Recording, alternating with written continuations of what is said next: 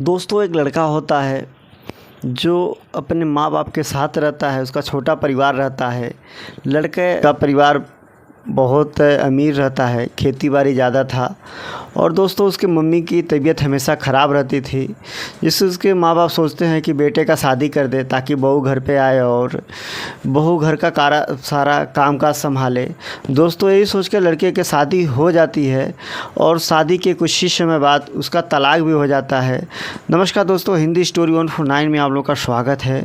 दोस्तों, कहानी बहुत ही इंटरेस्टिंग है, पूरा सुनिएगा। उससे पहले आप लोगों से छोटा सा रिक्वेस्ट है, अगर आप लोग चैनल पे नए हैं तो वीडियो को लाइक और चैनल को सब्सक्राइब ज़रूर करें ताकि हम भी मोटिवेट होते रहें। दोस्तों, आज की जो कहानी सुनाने वाला हूँ वो मध्य प्रदेश का एक शहर है, ग्वालियर। दोस्तों, ग्वालियर का रहने वाला जो लड़का रहता है उसका नाम होता है रोशन। और रोशन की शादी होती है मंजू नाम की लड़की से। दोस्तों, रोशन भी अपने माँ बाप का इकलौता था, वो भी पढ़ने लिखने में अच्छा था। और जो मंजू होती है वो भी अपने माँ बाप की इकलौती लड़की थी और वो शहर में रहकर पढ़ाई करती थी।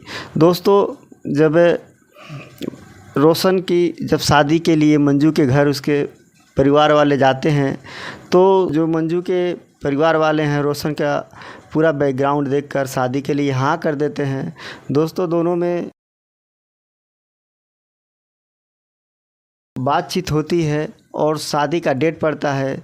दोनों की शादी हो जाती है। शादी के कुछ ही दिनों बाद जो मंजू होती है वो फ़ोन पे बातें किया करती थी और जो रोशन है वो भी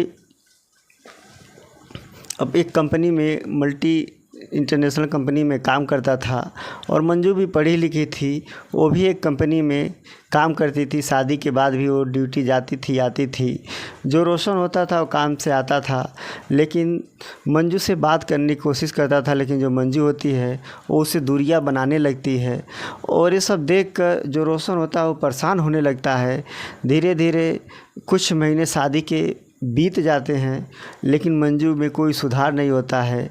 मंजू हमेशा रात में घर आती थी और रोशन से बातें भी नहीं करती थी और उससे कोई लगाव ही नहीं रखती थी। जो सोच कर उसके माँ बाप शादी किए थे, और जो मंजू थी वो भी नहीं करती थी, घर का खाना भी नहीं बनाती थी, कोई काम ही नहीं करती थी, देर नाइट से आती थी और जब रात में आती थी तब भी वो फ़ोन पे ही बातें किया करती थी। दोस्तों, ये सब देखकर रोशन को बहुत गुस्सा आता था लेकिन वो कुछ कहता नहीं था। धीरे धीरे समय बीतता गया। रोशन जब उससे पूछा तो मंजू बोली, मेरे बीच में आप इंटरफेयर मत करिए। तो रोशन बोलता है, तुम मेरी पत्नी हो, अगर मैं नहीं तुमसे कुछ पूछूंगा तो कौन पूछेगा। जो मंजू होती है कहती, हाँ मेरी शादी हुई है लेकिन अब मुझे कोई इंटरेस्ट नहीं है। दोस्तों, बात इतने आगे तक बढ़ जाती है, मंजू जो होती है वो गुस्सा जाती है और सुबह होता है तो अपना सारा सामान पैक करके घर जाने लगती है। और घर से वो जब जाती है घर पे तो फ़ोन करके जो रोशन था उससे बोलती है कि अब हम वहाँ पे नहीं आएंगे और हम आपके साथ भी नहीं रहेंगे, हम आपको तलाक दे देंगे। जो रोशन होता है सुनता है, कहता है ठीक है कोई बात नहीं, हम आपके साथ ज़बरदस्ती तो नहीं कर सकते हैं, अगर आपको हमसे दूर ही रहना है तो कोई बात नहीं, आप हमसे दूर ही रहिए। दोस्तों, दोनों में तलाक हो जाती है। रोशन पड़ जाता है अकेला। दोस्तों, मंजू जो होती है वो अपने बॉस के साथ अपना रिश्ता बना लेती है जहाँ पे वो काम करती है। इधर रोशन जो होता है दोस्तों, उसके पास पैसे की कमी नहीं थी। वो एक जो शॉपिंग मॉल होता है उसको लीज पे ले लेता है।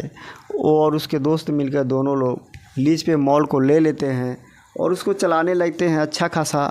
रोशन के पास पैसा भी आने लगता है सलीना।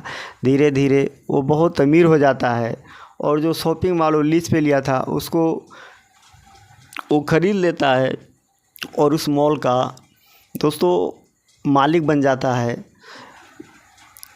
अचानक दोस्तों जो मंजू होती है वो अपने बॉस को बोलती है कि हमें शॉपिंग करना है। उसका बॉस बोलता है चलो हमारे शहर में एक बहुत बढ़िया मॉल है, बहुत बड़ा मॉल है, चलो उसमें हम तुमको आज शॉपिंग कराते हैं। दोस्तों मंजू ये सुनकर बहुत खुश हो जाती है। इधर जो रोशन होता है उसका जो दोस्त होता है वही उस मॉल पे बैठता था, लेकिन किसी कारणवश वो नहीं आया, उसका तबीयत ख़राब हो गया था। उसी दिन वो जो रोशन होता है उस कंपनी में आता है और वहाँ पे जो कैशियर का काउंटर था वहीं पे रोशन बैठ जाता है। बैठकर वहाँ पे पूरा कार संभालता है और जो मंजू होती है वो शॉपिंग करती है और शॉपिंग करने के बाद वो अपने बॉस के साथ आती है। जब बिल देने के लिए वहाँ पे आती है तो जब देखती है रोशन को, तो रोशन को जब देखती है तो चौंक जाती है, बोलती है तुम यहाँ क्या कर रहे हो इतने बड़े मॉल में। तो रोशन बोलता है मैं यहाँ क्या कर रहा हूँ। तो बोलती हाँ तुम क्या कर रहे हो, तुम तो यहाँ पे काम ही कर रहे होगे। तो बोलता नहीं मैं काम नहीं कर रहा हूँ, मैं यहाँ का मालिक हूँ। दोस्तों जब इतना सुनती है तो ज़ोर ज़ोर से हंसने लगती है, कहती है तुम और मालिक। दोस्तों वो रोशन जो होता है उसकी बातों का ध्यान नहीं देता है, उसकी तरफ देखता है और मंजू उसका मजाक उड़ाती है। दोस्तों उसी दिन जो रोशन होता है उसका जन्मदिन होता है। बोलता है क्या आप शॉपिंग करने के लिए आई थी। बोलती हाँ हम शॉपिंग करने के लिए आई थी क्या। तो रोशन जो होता है बोलता है ठीक है कोई बात नहीं, अगर आपका शॉपिंग हो गया है तो आप जा सकती हैं। बोलती हाँ बिल तो ले लीजिए। बोला कि हाँ बिल दे दीजिए। फिर जब बिल देखता है तो बोलता है कोई बात नहीं, आप हमारे तरफ से ये हमारा आज जन्मदिन है और हम आपको मुफ्त में आपका शॉपिंग आज फ्री कर दे रहे हैं। जो भी आप सामान खरीदे वो हमारे जन्मदिन पे समझ लीजिए हमारी तरफ से आपको तोहफ़ा है। दोस्तों जब इतना सुनती है तो बोलती है नहीं नहीं हमें पैसा देना है। तो दोस्तों जो रोशन होता है बोलता नहीं, आपने तो मेरे साथ इतना अच्छा व्यवहार किया है, आपने हमारे साथ कुछ समय भी नहीं बिताया और आते ही घर में पूरा खरमंडल मचा दिया और जिस उम्मीद से मम्मी पापा ने हमारी और आपकी शादी की थी वो भी नहीं हुआ। दोस्तों जब जब मंजू को पता चलता है कि वो इतना अमीर हो गया है तो अपने बॉस से दूरियां बनाने लगती है और उसके सामने नज़दीक आने उसके जो रोशन होता है उससे नज़दीक आने की कोशिश करने लगती है। लेकिन जो रोशन होता कहता नहीं हमें आपसे नज़दीकी नहीं बढ़ाना है, आपका काम हो गया आप जाइए, हमें आपका बिल भी नहीं लिया, आप जा सकती हैं। दोस्तों जो मंजू होती है वो अपने बॉस के साथ बाहर जाती है और बॉस से अपनी दूरी बना लेती है और फिर बोलती है अपने बॉस को आप जाइए घर, हम चले जाएंगे। दोस्तों जो मंजू होती है बाहर जाती है और जो रोशन होता है उसके लिए गिफ्ट लेकर आती है और बोलती है आज आपका जन्मदिन है और मेरी तरफ से आपके लिए तोहफ़ा है। तो जो रोशन होता है बोलता है तोहफ़ा आप दे रही हैं, जब आपको तोहफ़ा देना चाहिए हमको तब तो आपने दिया नहीं, तब तो आपने मेरा ख्याल ही नहीं किया और आज आप तोहफ़ा दे रही हैं। तो जो मंजू होती है उसका जो सर होता है वो नीचे झुक जाता है। दोस्तों बहुत सोचती है और गिड़गिड़ाने लगती है। रोशन बोलती है रोशन से कि हमसे बहुत भारी गलती हो गई कि हमने आपको तलाक दे दिया, हमें माफ़ कर दीजिए। बोलता है क्यों, आपके यहाँ शादी हो गई ना, ये आपके हस्बैंड है ना। तो बोलती नहीं ये मेरे हस्बैंड नहीं है, ये मेरे कंपनी के बॉस हैं। बोलती है आपकी आदत छूटी नहीं है, आप तो बात कर रही थी, हमें लगा कि ये आपके हस्बैंड हैं। बोलती नहीं मैंने अभी शादी नहीं की है, मुझे बॉस से काम था तो बॉस ने बोला कि चलो आज तुमने अच्छा काम किया, चलो आज हम तुमको शॉपिंग करा देते हैं। मेरा काम देखकर बॉस ने हमें शॉपिंग कराया। तो दोस्तों जो रोशन होता है वो सोच में पड़ जाता है, कहता है ठीक है कोई बात नहीं, हमें इससे कुछ भी नहीं लेना देना है, ये आपके बॉस है, आपके हस्बैंड है, बट हमको आपसे कोई रिलेशन ही नहीं रखना है।